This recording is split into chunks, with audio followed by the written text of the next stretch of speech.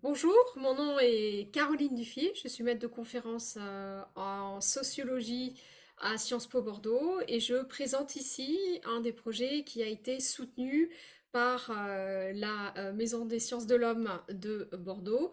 Et donc l'objectif de ce projet, ses membres participants, ses visées et ses questionnements scientifiques.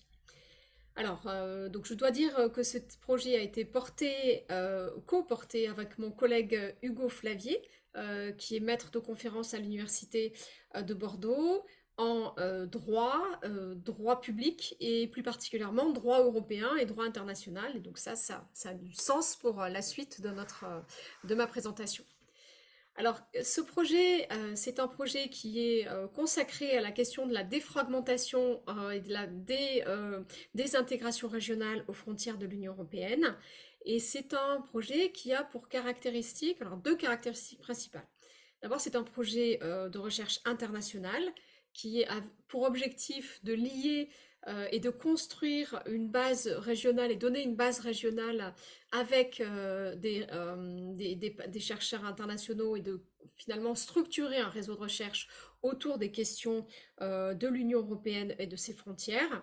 Donc ça, c'est la première dimension. La deuxième spécificité, c'est que c'est un projet pluridisciplinaire qui allie donc plusieurs sciences humaines et sociales. Donc d'abord la sociologie, sociologie des relations internationales, le droit international et droit européen, et également les relations internationales et aussi sciences politiques. Donc finalement, toutes ces disciplines-là et tous ces collègues-là au niveau européen se sont rassemblés autour de ce projet pour réfléchir ensemble à la question de l'évolution des frontières internationales et européennes, pardon, dans un double contexte.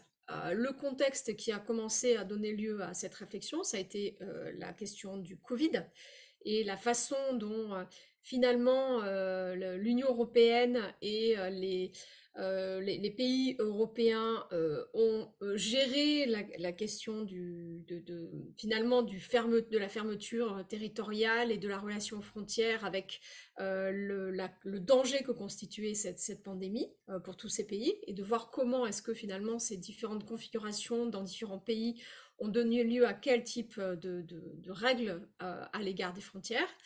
Là, ça, c'est la première situation. Et la deuxième situation, bien évidemment, qui est structurante pour le projet, c'est la question de la guerre en Ukraine. Euh, D'ailleurs, avec l'idée que finalement, la plupart des collègues sont spécialistes des frontières extérieures de l'Union européenne et plus particulièrement des frontières orientales de l'Union européenne. Donc l'idée, c'était aussi de voir avec cet événement majeur que constitue la guerre en Ukraine, comment, et cela depuis 2014, comment finalement le rapport aux frontières dans cet ensemble que constitue l'Union européenne évolue avec des problématiques qui sont celles de la guerre et d'une menace militaire aux frontières de l'Union européenne.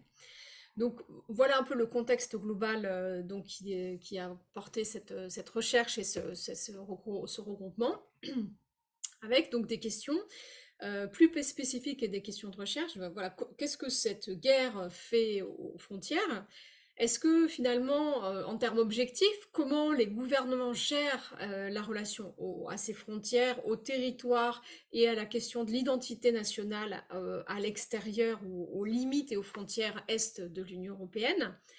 Autre question, quel type de représentation aussi émerge, ou ces fragmentations, ces renouvellements, ces dangers en fait, ou ces menaces, quel type de réaction, de représentation donne lieu toutes ces menaces pour les citoyens européens, comment ils les perçoivent, est-ce qu'ils sont amenés à modifier leur perception de leur identité propre et dans quelles conditions, avec quel type de discours et quelles évolutions.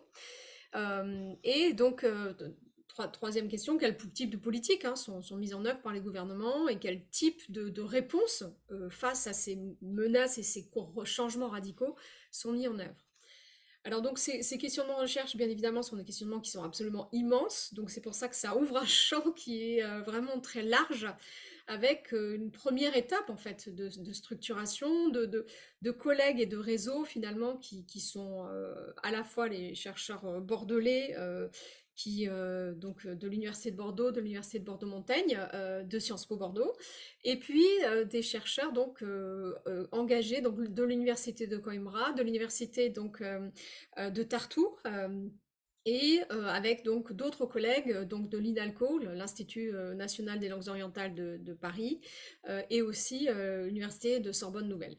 Donc finalement, tous ces collègues-là, nous nous sommes rassemblés pour essayer de commencer à réfléchir à un programme de recherche qui va donner lieu à une poursuite, bien évidemment, et un complément à ces thématiques et à ces grandes questions de recherche. Alors, je vais terminer par là, quelques orientations et sujets qui ont été abordés. La question d'abord de la régionalisation, c'est-à-dire quelles sont les évolutions qui concernent cette régionalisation dans l'Union européenne. C'est bien évidemment la question de l'adhésion ou du processus de l'accession de l'Ukraine au statut de candidat à l'Union européenne qui bien évidemment modifie cette perception même des frontières en termes juridiques et politiques.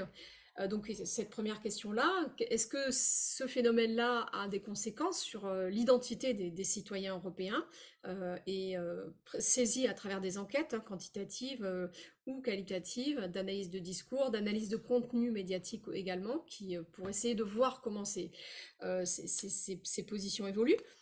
Celle des partis aussi politiques, c'est-à-dire des membres intermédiaires qui aussi médient ces représentations et ces identités, pour éventuellement essayer de comparer également quels sont leurs discours avant la guerre en Ukraine et après la guerre en Ukraine. Donc voilà des thématiques qui ont été abordées.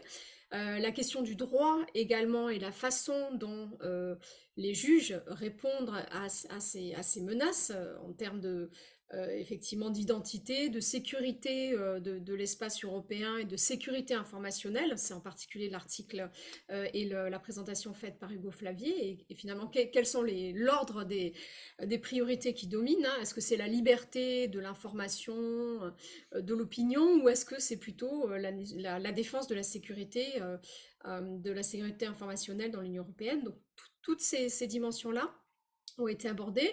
Moi-même, j'ai abordé la question de la sécurité alimentaire, qui est une thématique qui aussi concerne et structure finalement les discours sur la construction des frontières, sur les identités nationales. Et donc, c'est à partir de ces thématiques-là que nous avons réfléchi et que nous avons discuté. Donc, c'est une première journée du 6 octobre, a été extrêmement riche et elle donnera lieu à une poursuite de coopération et de publication et j'espère une structuration plus forte de ce réseau de recherche.